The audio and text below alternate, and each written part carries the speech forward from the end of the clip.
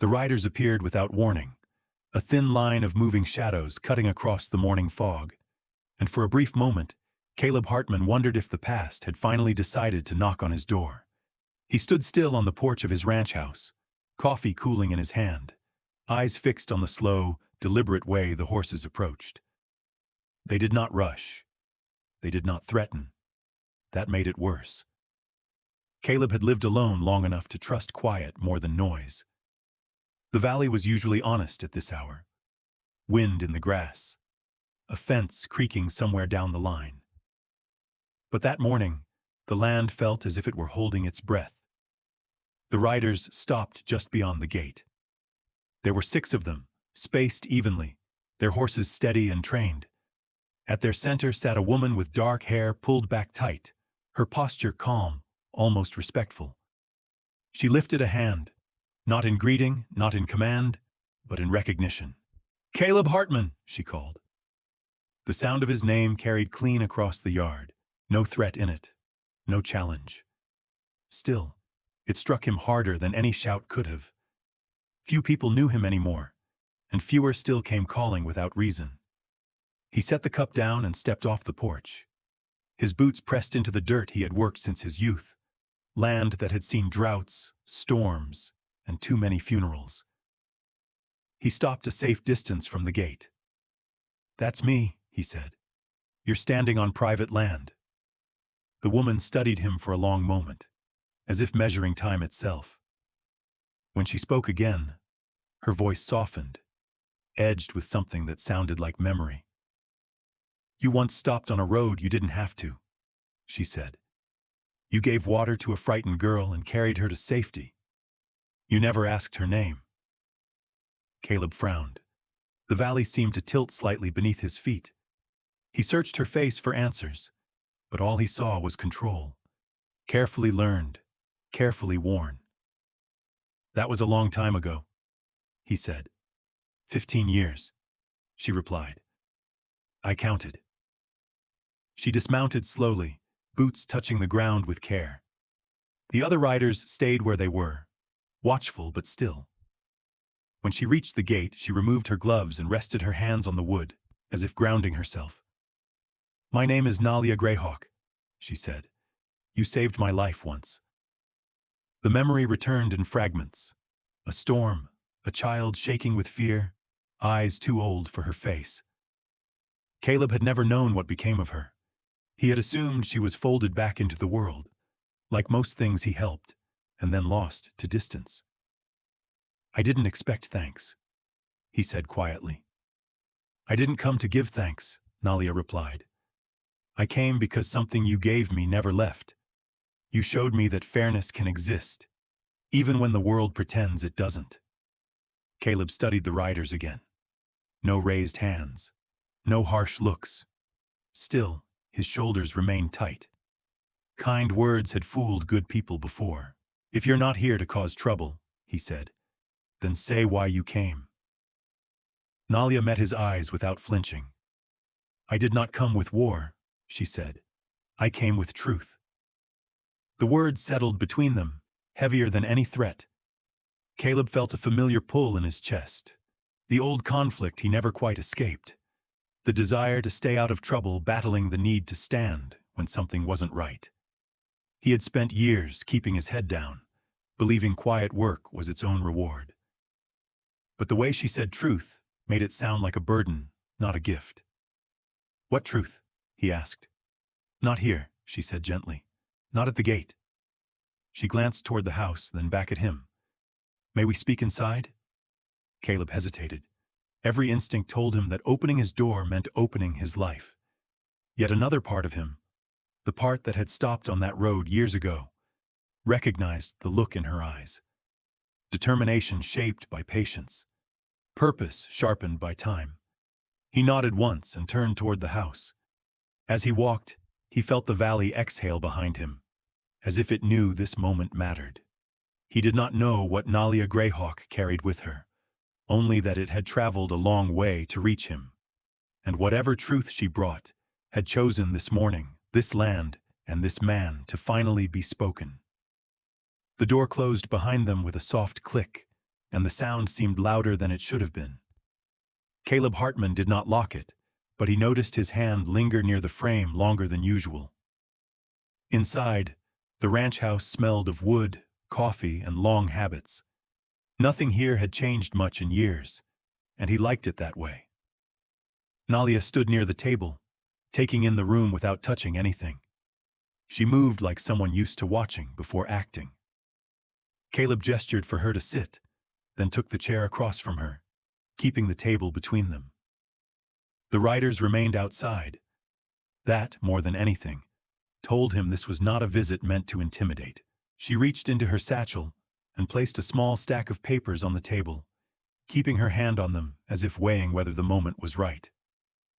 "Before I say anything else," she said, "I need you to understand this wasn't sudden. None of it was." Caleb leaned back slightly. "Then start wherever you think I stopped knowing." Nalia nodded. "You stopped knowing the day you went back to your ranch and I went back to mine. The difference is, mine disappeared." He watched her closely now. The calm in her voice did not hide the cost of those words. "Over the last 10 years, she continued, families across this territory have lost land the same way. Quiet notices. Legal language most people don't understand. Debts they don't remember agreeing to." She slid the papers toward him. Caleb picked them up and scanned the first page. His jaw tightened. The name at the bottom caught his eye immediately. Victor Holloway. "I've heard of him," Caleb said. "He buys land, claims he's cleaning up bad accounts." "That's the story," Nalia replied. "The truth is simpler. He creates debt where none exists, then uses the law to make it look clean." Caleb felt a slow heat build behind his ribs. He had seen neighbors pack up and leave over the years, shaking their heads, blaming bad luck or hard seasons. He had believed them. He wanted to keep believing. "Why come to me?" he asked. "I've kept my record straight." Nalia met his gaze. "That's exactly why." She pulled another document from her satchel and turned it so he could read it. His name was printed clearly across the top. Notice of seizure. His fingers stiffened around the page. "They filed it last month," she said. "It lists a debt tied to a loan you never took, witnessed by a doctor who no longer practices here." "Dr. Moore," Caleb muttered. He remembered the man, always polite, always smiling. Nalia nodded once. "He signs what he's told to sign. Holloway handles the rest."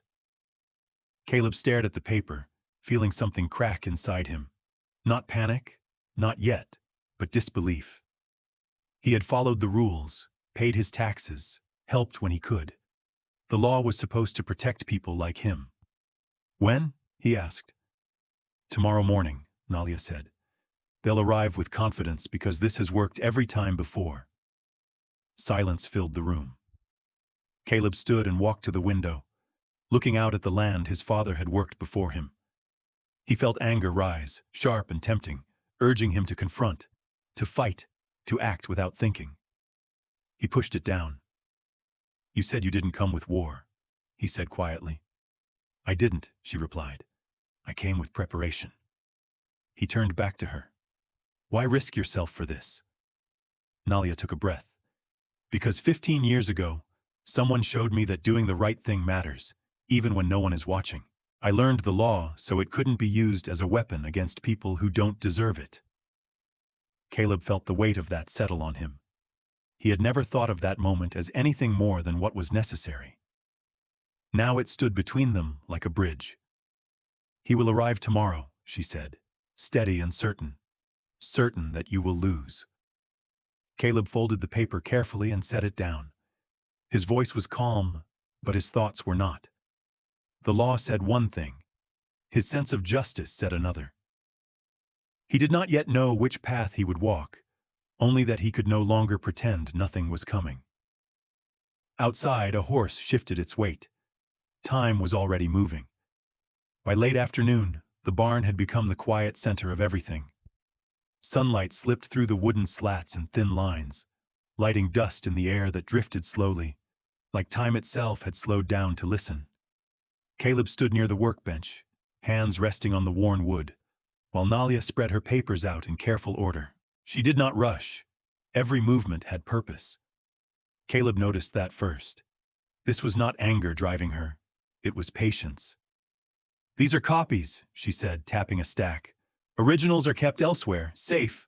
What you see here is enough." Caleb picked one up. Deeds, payment records, signatures, dates that lined up too cleanly to be coincidence.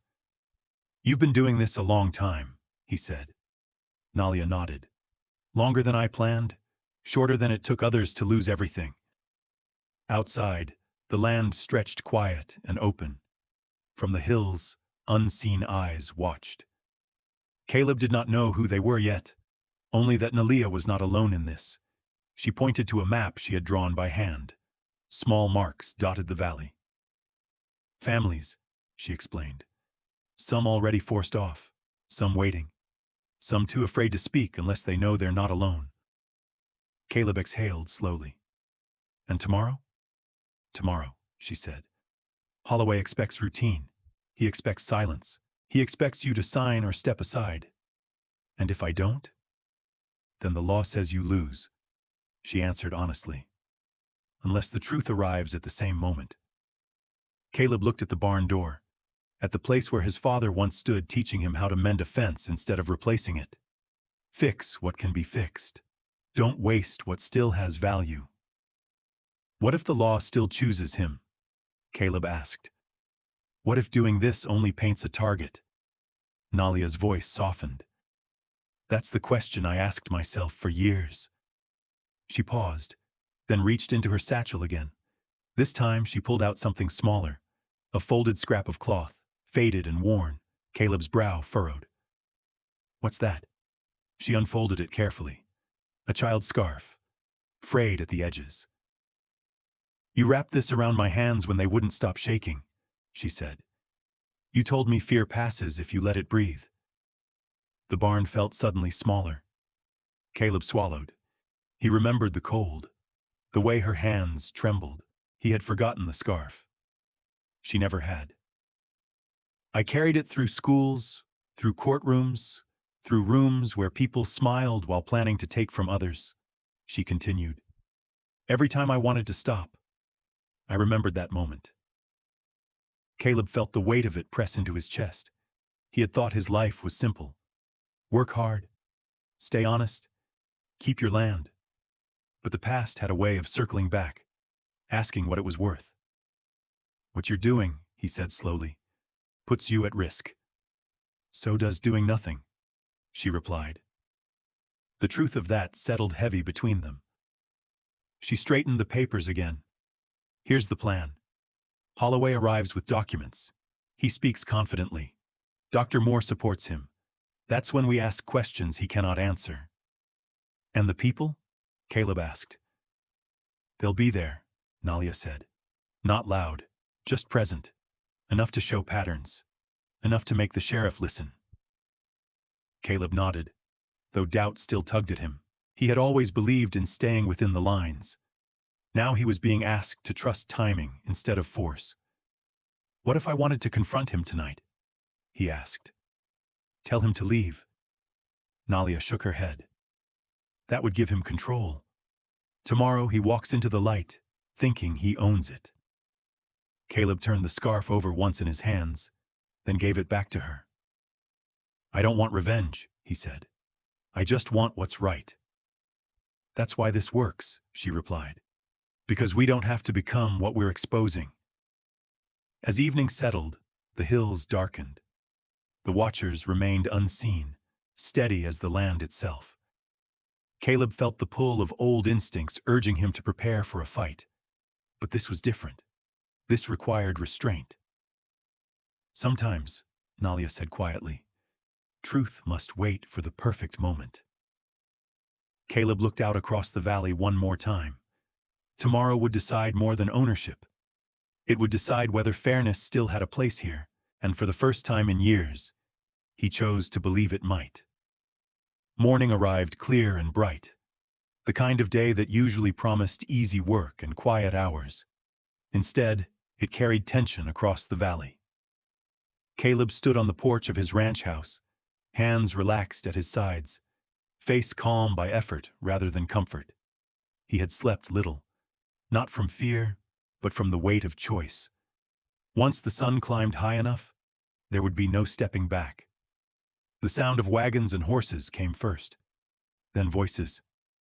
Victor Holloway arrived exactly as Nalia said he would, dressed clean, smiling easily, as if this were just another routine visit. Dr. Moore followed close behind, eyes lowered, papers held tight against his chest. A few men Caleb recognized from nearby towns lingered at a distance, curious but cautious. Holloway tipped his hat. "Mr. Hartman," he said warmly. "Beautiful morning to settle old business." Caleb nodded once. "Didn't know I had any." Holloway chuckled softly, as if amused by innocence.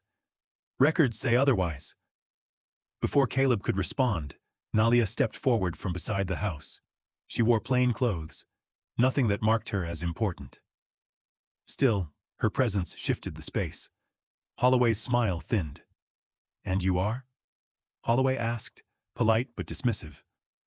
"Someone who reads contracts carefully," Nalia replied. Holloway glanced at Dr. Moore. "Let's proceed." Papers were laid out on a makeshift table. Holloway spoke smoothly, explaining debts, interest, timelines. He used words that sounded final. Dr. Moore nodded when prompted, his voice barely audible when he confirmed signatures. Caleb listened without interruption. So did the others who had gathered quietly along the fence line. Families, men and women who had lost land or feared they would. They did not shout. They watched. When Holloway finished, he smiled again. "Simple matter. You sign, Mr. Hartman, and we move forward." Nalia stepped closer. "Before that," she said, "could you explain why this debt appears only after similar claims against 7 other families?" Holloway's brow lifted. "Coincidence? And the identical handwriting on each witness line?" she asked. Dr. Moore shifted his feet. Holloway's tone stayed calm. "You're misunderstanding the process." Nalia placed new papers on the table. "These are copies of earlier filings. Same structure, same errors, same doctor, same outcome." The crowd stirred. Quiet words passed between neighbors. Holloway's smile faded. "This is unnecessary." "Is it?" Nalia asked. "Because the sheriff might disagree." Sheriff Brooks stepped forward then, hat in hand. "I'd like to hear the explanation." Holloway straightened. "There's no issue here." Nalia pointed to a date. "This signature was filed on a day Dr. Moore was recorded as being 2 counties away." Dr. Moore's face went pale. "That's not possible," Holloway snapped. The sheriff turned to Moore. "Is it?" Silence stretched. Then Moore spoke, voice shaking. "I was told it was standard. I didn't think, Holloway cut him off.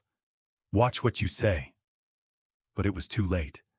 The calm order Holloway depended on was slipping. Nalia continued, steady and precise. "These families were never notified properly. Debts were created after the fact. This wasn't recovery. It was design."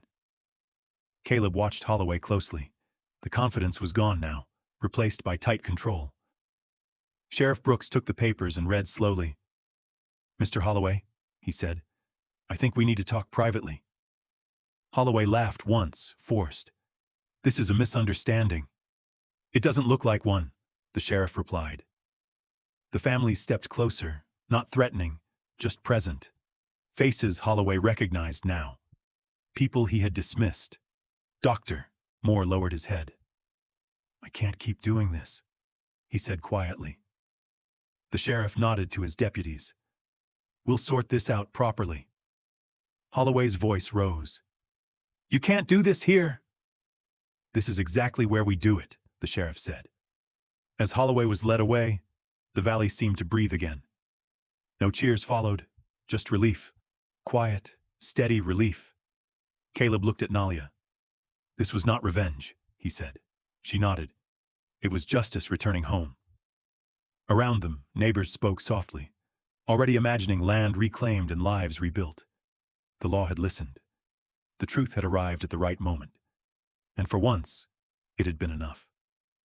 Months passed, not in a rush, but in steady, meaningful steps. The valley changed quietly, the way it always had, through work done day by day.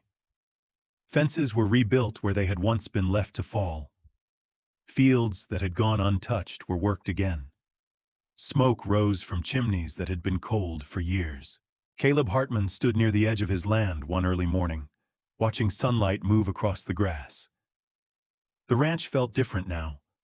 Not louder, not grander, just alive in a way it hadn't been for a long time. He could hear hammers in the distance, neighbors helping neighbors, no contracts needed. Just trust. The legal matters had taken time, but the outcome was clear. Deeds were returned. False claims were erased. Families came back, some cautious, some smiling, all carrying both relief and loss. What was taken could not be undone completely, but what remained was enough to begin again. Nalia Greyhawk moved easily between them all. Some days she wore simple work clothes, hauling wood or helping mend a roof. Other days she sat at tables with papers spread out, explaining details patiently, making sure everyone understood what was theirs and why. She never raised her voice. She never rushed anyone. She knew both worlds now, and she respected each equally. Caleb watched her from a distance more than once, thinking about how far that frightened girl had traveled without ever truly leaving the place where it began. He wondered how many people carried moments like that inside them, waiting for the right time to return. One afternoon, they walked the boundary line together. The markers stood straight again, fresh paint bright against old wood. "You could leave," Caleb said. "Take what you've built and use it elsewhere." Nalia shook her head. "This place gave me my start. It deserves my time." He nodded, understanding more than he said. He had always believed in roots. Now he believed in bridges, too. As the season turned, a small gathering formed near the old barn. No speeches were planned. No banners hung. People simply came. They brought food, tools, laughter. Children ran across land their families once feared losing. The future didn't feel perfect, but it felt possible. Sheriff Brooks stopped by briefly, hat tipped low. "Doesn't happen often," he said to Caleb. "Things ending the way they should." Caleb smiled. "Maybe it happens more than we notice." When evening settled, the valley glowed under a wide sky. Nalia stood beside Caleb, both of them quiet, watching the last light fade. "Do you ever wonder," she asked, "how different things might have been if you hadn't stopped that day?" Caleb thought for a moment. "I wonder how many chances like that pass by unnoticed." She smiled, small but real. They stood there until the stars came out. No rush to speak. The land was whole again, not because it was untouched, but because it had been defended by care instead of force. As people drifted home, Caleb remained a while longer, listening to the quiet. He realized then that kindness didn't always end in gratitude. Sometimes it ended in responsibility. And sometimes, if you were lucky, it came back carrying hope for more than just one life. The valley rested under the night sky, steady and open, waiting for whatever came next. And somewhere out there, another choice was being made. Another moment deciding whether to pass by or stop and help. Because one simple act, done without expectation, can still change everything.